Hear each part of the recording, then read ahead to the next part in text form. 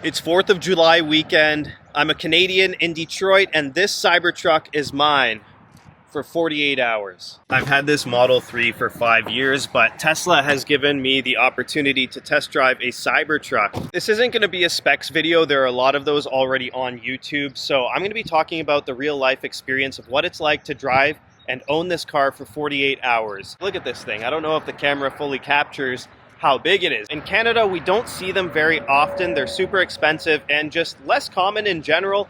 But in America, I'm sure you've seen these things on the road. As soon as we walk in, look at this Tesla Optimus bot. What a statement when you walk into the Tesla location. Hopefully I can test one of these for 48 hours in the future.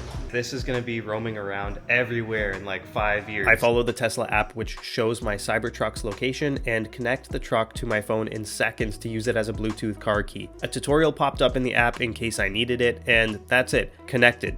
Done in no time at all and ready to rock. Basically within 30 seconds I connected my Spotify right to the car, so no need to connect to Bluetooth. It's just going to play right from Tesla's UI. After connecting Spotify in under 20 seconds, it was time to open the tonneau cover, pop the tailgate, and load my luggage. The automatic tonneau worked well both on screen and with the dedicated button on the bed itself. Nothing too special here, but everything worked as expected. Although I'm not towing anything heavy, this was more convenient than my car. I really like this user interface, the way that there are these mountains in the back. Tesla just put all of this branding for the Cybertruck into the truck itself. Like this camera button is a hexagon as opposed to being a circle. Any loading screens also, instead of like a spinning circle, is a spinning hexagon. We've got the hexagonal cup holders here. In the app too, the on button is a hexagon. The schedule has again a hexagon instead of a circle. So all these fine details are super cool to see. There is tons of storage space where the transmission would typically be in a gas vehicle. The Cybertruck just has you press the brake to select gears, choose a direction on the touchscreen,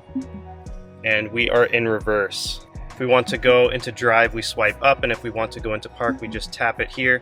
Before hitting the open road, I wanted to get a feel for the truck in the parking lot. It is immediately easy to drive and has a surprisingly tight turning radius due to its rear wheel steering. Steer-by-wire also made handling a breeze. Tesla has generously given us 83% battery. 83% equals 272 miles. Hopefully we can charge at the hotel for free and we won't have to charge at all on this trip. It's probably going to take a while to get used to these turn signals being here as opposed to the stock. Look, there's no stock here on the side. Tesla likes to say the best part is no part. We have a very packed few days here. First stop is the University of Michigan Museum of Art. Let's see if FSD will take us there.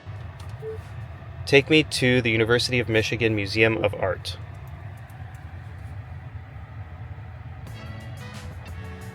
Full self-driving activated. Let's go. I've seen some people having 48-hour demo drives that say that their vehicle was dirty.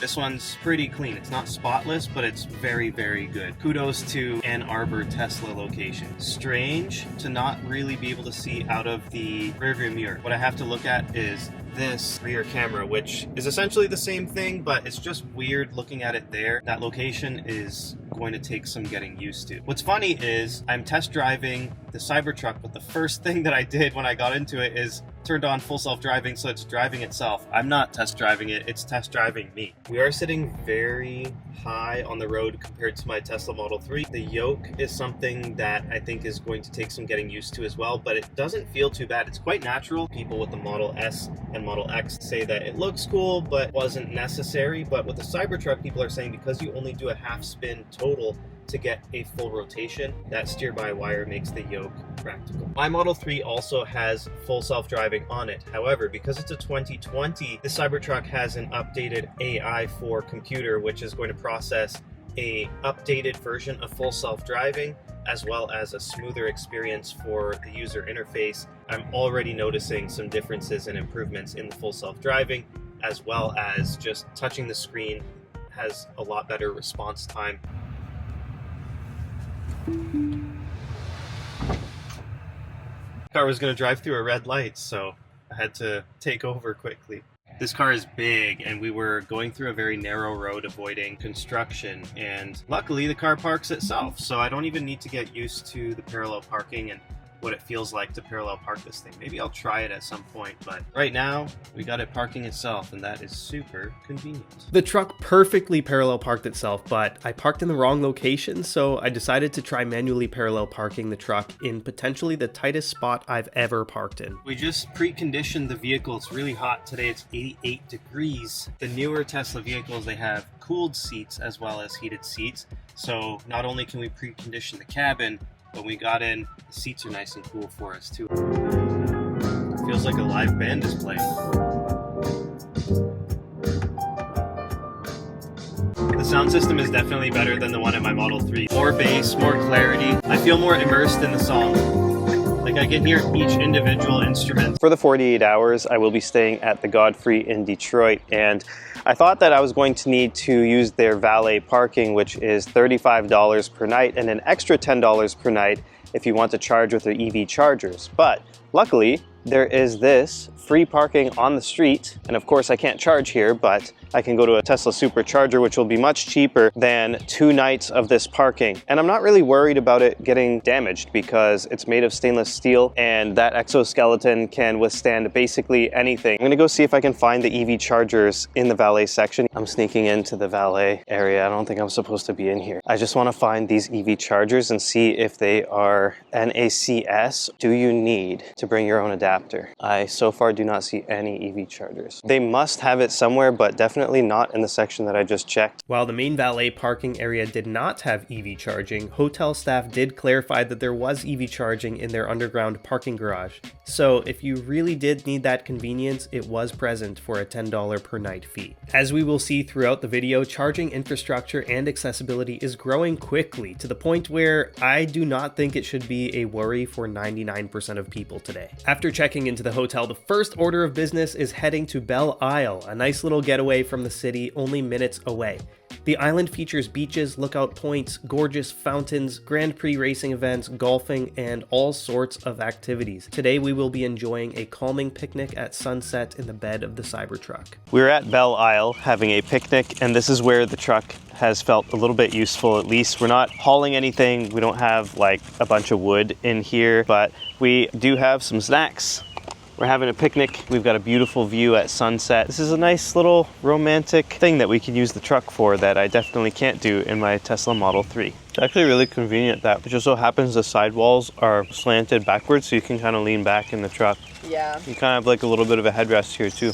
I just noticed too that these lights on the side here would be nice. Like once the sun sets and it gets dark, you could probably have a little bit of a night picnic. Driving this truck on Belle Isle is interesting because this is quite a natural feel on the island, and the truck is so industrial. So the juxtaposition of this truck on this island is massive. But it's not that outrageous because Detroit is an industrial city, and from the island when you look out into Detroit, you also see that industrious skyline. The truck is an electric vehicle, so as industrial as it looks, compared to its surroundings, it's actually a sustainable vehicle that is putting no emissions out into the wildlife. On this island, I decided to just drive myself as well. I've been using FSD now for about 90% of the driving or more for this truck, and FSD is amazing. I have it on the Model 3 and I use it for 99% of my drives. For this island, I just want to enjoy myself and drive manually. We found some EV chargers on Belle Isle. It's actually at the Belle Isle Nature Center, which makes total sense. It looks like it's the old charging connector, although I'm not going to stop to find out. It's just nice to know that there is EV charging. EV infrastructure is growing every year. There's more and more. When people talk about having range anxiety or that the charging infrastructure is just not ready, I disagree. I think that everywhere I go, there's usually some sort of EV charging. Most people are going to charge at home anyway. It's nice to see stuff like this. I wish I could have captured some of this, but there are so many people staring at the Cybertruck, waving at me,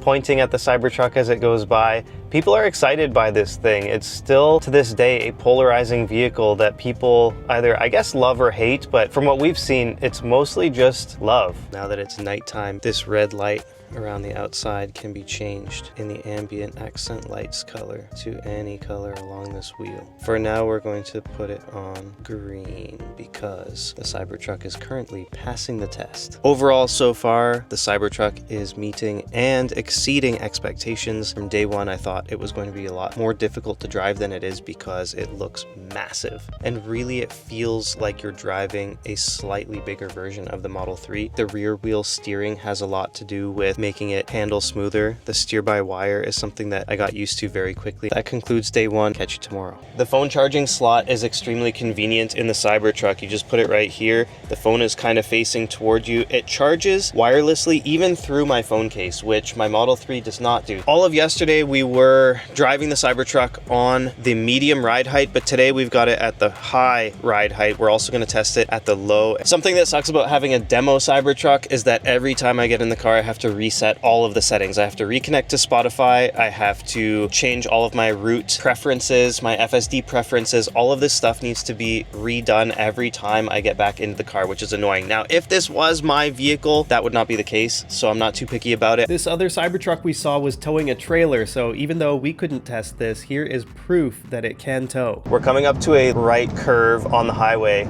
Two things to talk about. One is that we're hugging that line extremely tightly. I've seen a lot of people talking online about how on the highway, the Cybertruck, for whatever reason, on right turns specifically, but also on straightaways, will hug the left side of the lane. This wiper blade kind of going down and then coming up. To me, it seems quite random. I'm not sure why it's doing that. It's a perfectly visible, beautiful, bright, sunny day, so it's definitely not for the rain. If you know why, please comment down below. We're pulling up to the Henry Ford Museum of Automotive History in the most futuristic, tech-advanced truck in the world. The juxtaposition here is extremely high. On these top two cameras, you can see the back wheels in the camera, which I absolutely love because it helps you so much with seeing where the actual wheels are if you're going to run over a curb, if you're within the lines. These cameras are extremely clear compared to my Model 3. The first section of the museum highlights life before cars. Similar to how there are plenty of brands, designs, and functions for automobiles today, back then there was the same concept for carriages. Luxury, functional, taxis, and everything in between. Arriving in a Cybertruck has me realizing how far we've come from the horse and buggy. This is, I assume, a self-driving Ford car, or at least an attempt at a self-driving car. Look at all of those sensors all over it. Just funny, we just came from the car that drove us here all on its own using AI and cameras only, built right into the car. No need for all this stuff. Interestingly, way back in the day, we had the question steam, gas, or electric. Steam was familiar, gas goes far, electric is easy? Interesting. It's not just all Ford vehicles. We have a 1924 Essex coach. It'll be interesting too to see how many of these companies have gone out of business over the years that used to be quite prominent or pioneers, and maybe check in again in another 50 to 100 years. 1956 Ford F100 pickup truck. Oh, how far we've come. Made in America, something that Ford has notoriously been known for. And how appropriate on the 4th of July to be going through this section at the Henry Ford Museum. At the Henry Ford Museum, we do have EV charging. There's a charge point here with two plugs. We have a Tesla and a Ford F-150 Lightning plugged in. No space for us. Not that we need charge right now, but just a note, another charging station in a place where people may need it. Randomly, FSD is just not working, so I'm driving manually through some, I don't know, construction area. We have a 3-minute drive, so it's not a big deal. The vehicle is in sport mode, and I put the ride height to maximum ride height. Maybe one of those things has something to do with the fact that FSD is unavailable at the moment. Parking the Cybertruck beside a 1930 Ford Model A shows almost 100 years of pickup truck progress in one shot. Soon we're going to be pulling up to things like this. There's going to be a ding notification for an Optimus bot to come plug in our EV.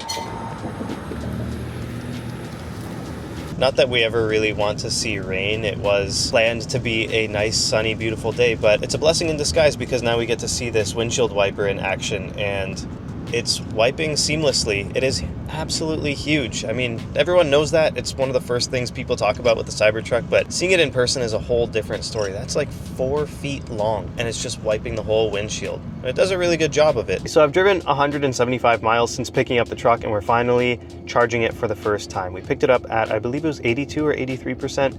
We are now at 27%. We're at a Tesla supercharger starting at 28%. I think I'm gonna try to get it all the way up to 80 so that we don't have to charge any more during the trip. As of right now, it is charging at 400 miles per hour and counting. Looks like it's reaching about 522 miles per hour. It's growing slowly, but I think that's about where we're gonna max out. Today we're comparing the 5-year running costs of owning a Tesla Model 3, a BMW, and a Toyota Corolla.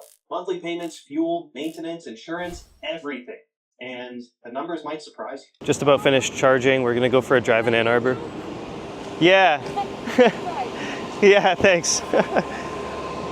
Just finished charging, and it's at about 76%. So we're gonna pull out here, and we'll get the total for you and what that cost us. We spent $22.75. Finally, we get to joyride the truck. So I'm lowering it to its lowest ride height setting and switching it to sport mode to really immerse myself in the Cybertruck's true driving experience. We're still going pretty slow, like 47 miles an hour. I mean, the speed limit is 35. The handling is really fun. With the steer-by-wire, you don't need to turn very much. With the electric motor, you can just speed up very quickly and slow down very quickly. It's nice. This is nice scenic drive. It's a pretty narrow road, and it's not too difficult staying within the lines. We're about to accelerate in 3, 2, 1.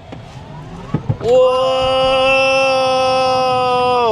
I don't think that would ever get old. And mind you, this is just the all-wheel drive version. Imagine the Cyber Beast. It's way faster than this car. For people that have the Beast, you guys must be absolutely flying out there. Holy. If you need to merge into a highway, if you need to pass somebody very quickly, if you are trying to pull into a busy street with a lot of traffic, it's just super convenient to have that instant acceleration to be able to get where you want to go without having to worry about, am I going to make it or not? Or is my car fast enough? But it's also fun to just punch it and go super fast as well. We've got the wife test, and let's see how she does. What way should I go? Left.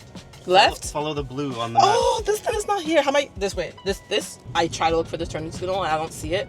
I get discombobulated, and then I start looking around frantically for how to do it again. It's gonna take a while to get used to if right is up or down, and if left is up or down. I've been driving it a day and a half, and I'm not used to not having a turn signal. I'm not sold on this design yet. I'm not sold on it either, but who knows? It might be one of those things I get used to. If you own a Cybertruck and you disagree, let us know why and how long it took you to get used to that in the comments. You're used to driving the Tesla Model 3. I am. How does this compare to the Model 3 so far? It's not as scary as it looks. My brain is grappling with if I should be terrified or not, because it is a really smooth, easy ride, but just because of the size of it and because it's a Cybertruck and I don't want to mess it up, I'm taking extra precaution. You've got a straightaway here. Do you want to accelerate?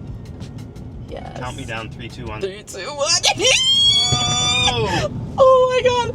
Oh my god. It's so fun and scary at the same time. How do you like the steer-by-wire? You know what?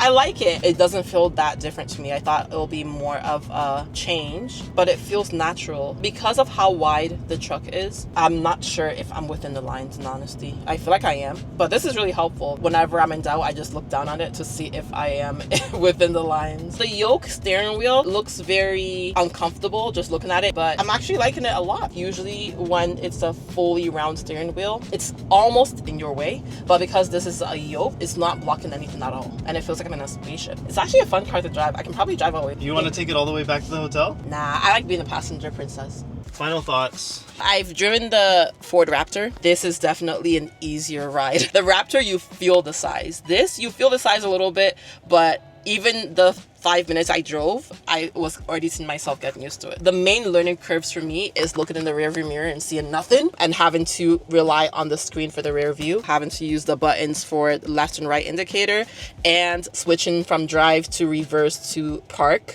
using touchscreen. I think that will be something that will be easy to get used to after a day of driving. Apart from that, easy peasy, 10 out of 10 would recommend. You always have to do the mirror test, and this mirror, girls feel me on this. You see the sun right here, and you see how there's like this little space?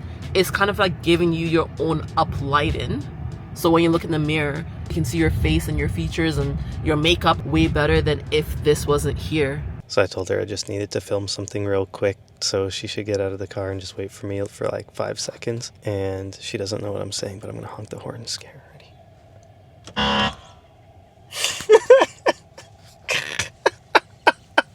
Doesn't sound like that. Did I scare you? Everything is itchy. Why is everything itchy? Because that's what happens when I get scared. The next test on the docket is to see how the Cybertruck fares at a drive-in movie theater. With a truck bed, it surely seems like it should be more enjoyable than a drive-in with my Model 3. P.S. This is the closest I will get to off-roading in this truck. We're off the beaten path, but obviously no true off-roading in this video. The movie has started. F1 felt it was appropriate because we are in the Cybertruck. Tesla's making very fast cars. We're reviewing a car, so we should be watching a car movie. We've got a pretty good setup here. The boombox didn't exactly work in the Cybertruck. I'm not sure why, so we had to tune into an FM radio. I don't know the last time that I tuned into an FM radio. As excited and comfortable as we were in the truck bed, the truck's boombox feature just would not work for us. We tried raising the interior speakers to maximum and opening the windows, but that also did not work. All we've gathered from this movie so far is that Brad Pitt is a driver. We can't hear almost any of the dialogue. It doesn't help that there are fireworks going on because it's July 4th. Another thing that would be helpful is if this glass pane would open.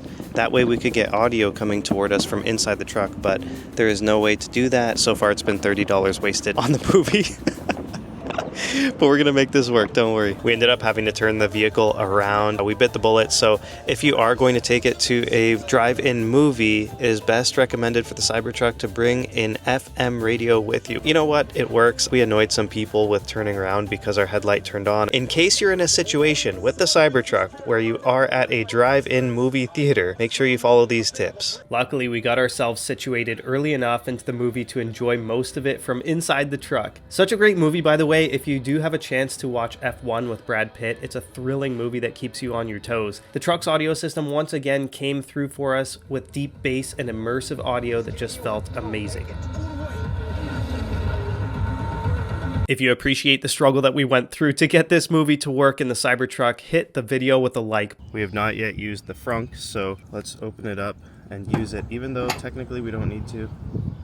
And look at that detail, just another cool touch from Tesla adding the Cybertruck logo inside the frunk. The Cybertruck's frunk easily fit our pillows and blankets, but could probably be practical for carry-on luggage, backpacks, groceries, and other small stuff. It's got power open and close from the app or touchscreen, whichever you prefer, making it convenient and accessible. We've had our 48 hours with the Cybertruck. We're driving back to Tesla now to drop it off. It's a sad day because this truck is magnificent. It honestly is. It floats like a butterfly. This thing feels like you're gliding over the road, so smooth. The suspension absorbs every little bump. Something you have to experience yourself, so I encourage you to go get a demo drive or even just a test drive for 30 minutes. The things that I think are not the best about it, at least right now, are the signal stock would be nice to have. The rear view mirror, there's nothing to see here when the tonneau cover is closed, and 99% of the time I can see myself having that tonneau cover closed. So this display gets convoluted, especially when the signal goes on and you have that blind spot camera on there and it takes away your rear view. Those are very minor things in my opinion. The pros greatly outweigh the cons in this vehicle. Like I said, the drive quality is amazing. The sound system is amazing. The handling, the FSD, it does still hug those lines, but I know from experience with my Model 3 that that will be fixed probably in a couple of months with a free over-the-air software update. The Tesla AI team is fantastic, and they're not going to neglect the Cybertruck. Our total trip was 265.4 miles, and our average was 414.8 watt hours per mile. The only time we charged was in Ypsilanti. Yesterday, we spent $22.75. We picked up the vehicle at about 83%. It got down to about 27 and we charged up to 79. From 79, it's now dropped down to 25. So we've essentially just doubled that price. Let's call it $46 roughly of energy that we used over 2 days and 265 miles. During our 48 hours, we had 2 separate cars flip us off. So there was a little bit of negativity. That's 1 per day. If you own a Cybertruck, I think you should expect suspect you're going to get quite a lot of people that have opinions about your Cybertruck. But what I will say is that for the 2 people that were rude toward us from a distance, of course, on the highway, we probably had 100 people that gave us either thumbs up or were staring at the vehicle, their jaws dropping to the floor in excitement, and even coming up to us and talking to us about the Cybertruck and telling us that it's a super cool vehicle and they love it. I'm sold on this car. Like, I know that in the future I'm going to get this car. I already did know, but now I'm 100% like totally sold on this thing. Thank you, Tesla, once again. Very generous of you guys to give us this opportunity. If you liked the video, hit it with a like. If you really liked it, subscribe, share it with a friend, and until next time, stay legendary. Peace.